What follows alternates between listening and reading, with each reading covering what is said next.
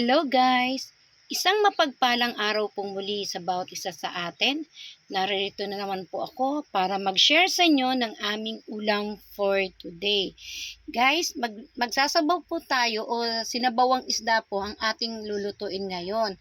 Pero hahaluan naman po natin siya ng mga gulay kung saan ito po ay pampalakas ng ating mga mata at ng ating mga katawan. Ito po yung ating mga ingredients. Ito po yung piniritong isda. Meron po tayong kalabasa, malunggay, bunga ng malunggay, kamatis, at sibuyas. Gagamit din po tayo ng mga pampalasa sa ating ulam. So guys, stay tuned po para sa ating pagluluto. Meanwhile, Yan guys, mag-start na po tayo. Magpapakulo na po tayo ng tubig.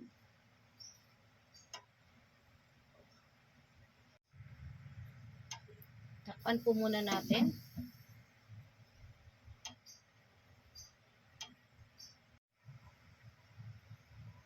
Ayan guys, habang hinihintay natin siyang kumulo, ilagay na po natin yung ating sibuyas.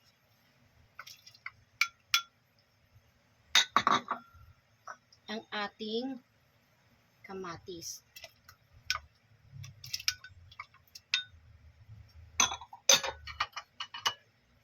And then, takpan natin siyang muli.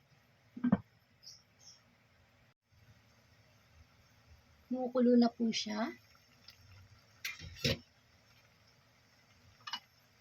Ang una po nating ilalagay ay ito pong bunga ng malunggay kasi matagal po ito bago lumambot.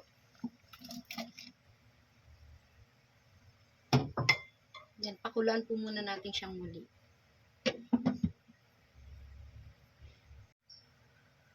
So, ayan. Tingnan natin siyang muli.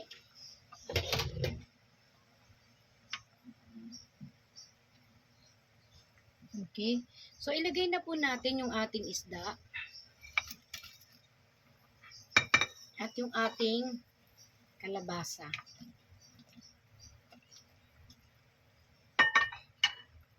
Lagyan natin siya ng konting toyo na pampalasa. The same way, magkaroon din po siya ng konting kulay.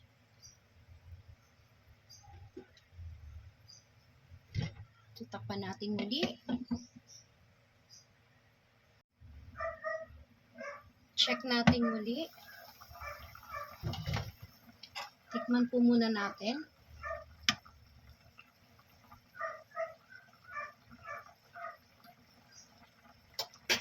Mag-additional lang po tayo ng patis.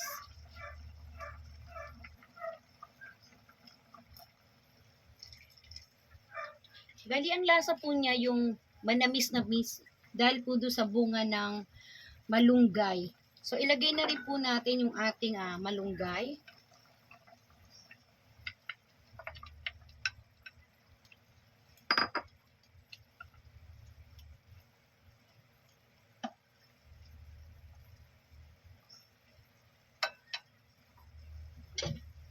Then, pakulan natin ng isang kulo pa. And then, okay na po yan. So, guys, maraming salamat po. God bless! Hello guys! Ito na po pala yung aming ulam for today.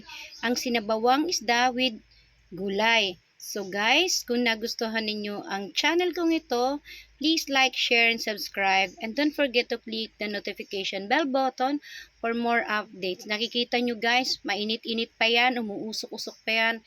So ano pa pong gagawin natin? Kain na po tayo. God bless!